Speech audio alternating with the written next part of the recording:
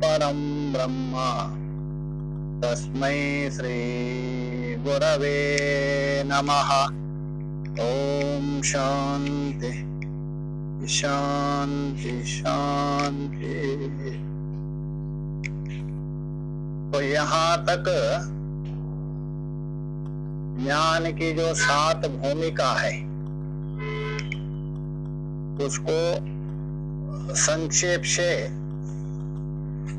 शास्त्र सम्मत अनुसार निरूपण किया। तो आगे ये जो भूमिका है उस भूमिका को ही पुनः, यद्यपि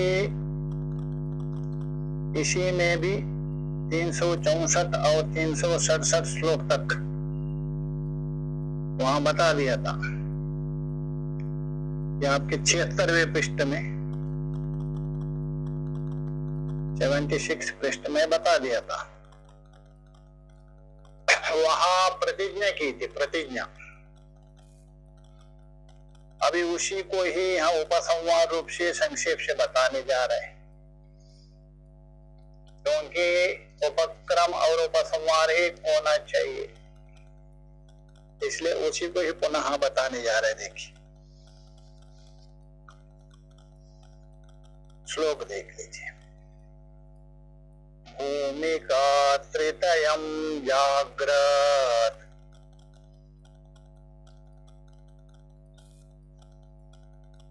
चतुर्थी स्वप्न उच्यते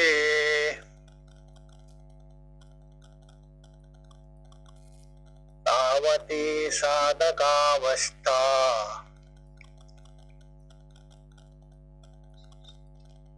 तारतम्येन योगिनाम्।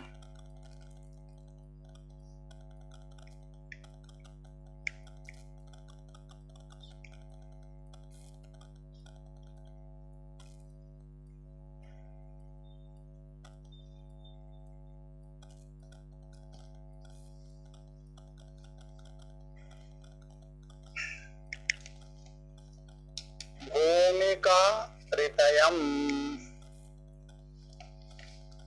अर्थात जिज्ञासा, विचार, तनुमानस, अथवा शुभेच्छा, विचारणा और तनुमानस। जिज्ञासा कहिए, शुभेच्छा कहिए, ये 3 अवस्था है। ये है जागृत का है। 76 पृष्ठ में देखे वहां भी वही बता दिया। हाँ, तो ये जो 3 अवस्था है ये जागृत कहा दिया। क्योंकि जागृत क्यों कहा? क्योंकि जैसा जागृत अवस्था में भेद ज्यादा प्रतीत होता है, अभेद होने पर भी भेद प्रतीत होता है। 2 वस्तु रहता है ना, दृग और दृष्टा। तो दृग और दृष्टा में दृष्टा भी है, दृग भी है, दोनों है। दृश्य भी है, दृक् भी है। होने पर भी वहां दृष्टा है, गौण हो जाता है और भेद प्रतीत होता है। इसलिए 3 भूमिका है। भेद भेद से युक्त होने पर भी भेद प्रधान है उसमें। तो इसलिए इसको क्या है, जागृत कहा दिया। क्योंकि जागृत में भेद स्पष्ट भान होता है ना, स्वप्न में थोड़ा स्पष्ट, सुषुप्त में भान होता ही नहीं। तो इसलिए 3 अवस्थाओं को जागृत कहा दिया। तो ये बोले भूमिका त्रितयम् जागृत चतुर्थी स्वप्न उच्यते। तो सत्वापत्य नाम की जो चौथी है उस भूमिका को स्वप्न कहा। इसको स्वप्न कहा। चतुर्थी स्वप्न उच्यते। क्यों स्वप्न? इसलिए है जैसा जागृत अवस्था में आपको विषय भेद स्पष्ट से भान हो रहा है, वैसा स्वप्न में जो भेद भान तो हो रहे एकदम स्पष्ट रूप से नहीं, हाँ धुंधला जैसा रहता है। तो इसलिए उसको स्वप्नावस्था कहा गया। और स्वप्नावस्था में जैसे जागृत में भेद प्रदान हो गया, स्वप्न में भेदाभेद भी रहता है, वहां भेद नित्य हो गया और अभेद सत्य हो जाता है।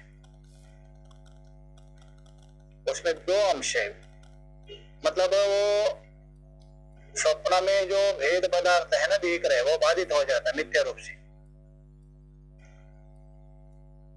है होने पर भी स्पष्ट भान नहीं होता है, इसलिए आपको वहां नित्य माना जाता है। और अत्रायम स्वयं ज्योतिर्भवति श्रुति बोल रहे हैं, तो इसके बल से हाँ जगने पर आपको नित्य का जो भान होता है, किंतु तो जागृत नित्य भान नहीं होता है ना। जागृत तो तभी है आपने ये जो अपना स्वरूप में जाने के बाद, तब तक वो नित्य भान नहीं होता है। इसलिए स्वप्न में नित्य भान होता है पदार्थ, और अभेद वहां प्रधान रूप से रहता है, उसका बाद नहीं होता, सत्य रूप से रहता है, इसलिए वहां भेदाभेद भी रहेगा। अभेद बोलते स्वरूप स्वस्वरूप, अत्रायम स्वयं ज्योतिर्भवति, तो स्वरूप से आप अभेद भी होते, स्वयं प्रकाश हो जाते वहां, हाँ, किंतु भेद भी रहता है। इसीलिए ये जो चौथे अवस्था को कुछ लोग साधक अवस्था में रहते हैं, कुछ लोग सिद्ध अवस्था में भी मानते, दो मत है अपना अवस्था, उसको जो चौथे को लेकर, तो यहाँ इसको साधन अवस्था में रख रहे हैं। और भगवान भाष्यकार जी ने जो व्याख्या की है योग वासिष्ठ आदि को लेकर सार संग्रह में, उसमें उन्होंने ये स्वप्न को मिथ्या करके वहां जो भान हो रहे आत्मा स्वरूप में आता है, इसलिए उसको साध्य अवस्था में लगा दिया। हाँ, इतना अंतर है। चौथे अवस्था में आपको आत्मा में स्थित तो हो गया, चौथी अवस्था है उसमें आत्मा में तो स्थित हो गए आप, सत्वापत्ति हो गए ना, सत्वापत्ति होने से आत्मा आपके अंदर झलक रहे, किंतु जगत भी भान हो रहा है मिथ्या रूप से। हाँ, इसलिए वहां कुछ लोग उसको आदित्य साधन कोटि में ही रखा है और कुछ लोग उसको साध्य कोटि में भी माना है, तो इसलिए यहाँ ये साधन कोटि में रख रहे इसको। तावती सर्व वेदांत सिद्धांत सार संग्रह बोल के है, 1000 श्लोक है उसमें, तो हमारा है पर यूट्यूब में शायद पूरा होगा हमारा है। हाँ, तो भाष्यकार का है संक्षेप से, बहुत सबसे बड़ा ज्यादा लंबा है वो प्रक्रिया में, 1000 श्लोक है उसमें, बाकी किसी में इतना नहीं है। बहुत बढ़िया, एक एक पदार्थ को लेके बहुत खोल दिया स्पष्ट करके, प्रत्येक को साधन चतुर्थ है वो नहीं, ये सर्व वेदांत सिद्धांत सार संग्रह करके, ये उपलब्ध नहीं आजकल। हाँ, कुछ कुछ होगा, पूरे उपलब्ध नहीं है। ये पहले उधर से निकला था अपना गोविंद मठ से, वहां पुराने, अभी नए में उपलब्ध नहीं। बहुत अच्छा ग्रंथ है, सब वर्णन के जितना भी एक एक होकर के मुक्ति को लेकर विभाजन किया है, वैराग्य का ये सारा, तो इसलिए यहाँ बता रहे चतुर्थी स्वप्न उच्यते तावती साधकावस्था, अर्थात तावती बोल तो ये 4 अवस्था है ना योगियों को, उसको साधक अवस्था में माना जाता है। तारतम्य योगी नाम, क्योंकि तारतम्य बोल तो किसी अवस्था में साधना थोड़ी कम होगी, किसी में ज्यादा हो रहे, तो न्यूनाधिक भेद से है चारों साधक अवस्था मानते हैं। और कुछ लोग जो चौथी अवस्था है जो सत्वापत्ति है, तो आपका अंतःकरण सत्व होने के कारण ब्रह्म में स्थित हुआ है, तो इसलिए उसको साध्यावस्था सिद्धावस्था भी मानते हैं। हाँ, किंतु मिथ्या रूप से जगत प्रसिद्ध हो रहे, निश्चय हो गया ब्रह्म सत्य हुआ, तो इसलिए ये भी माना जाता है।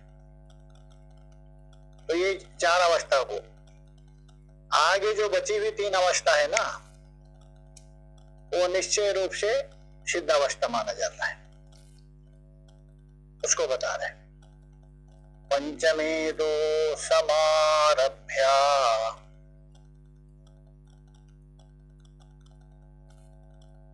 सिद्धावस्थेव सात्रिदा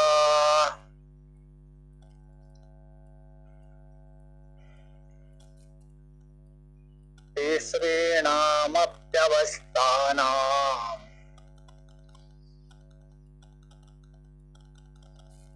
दृष्टान्तोऽत्र निरुक्तानि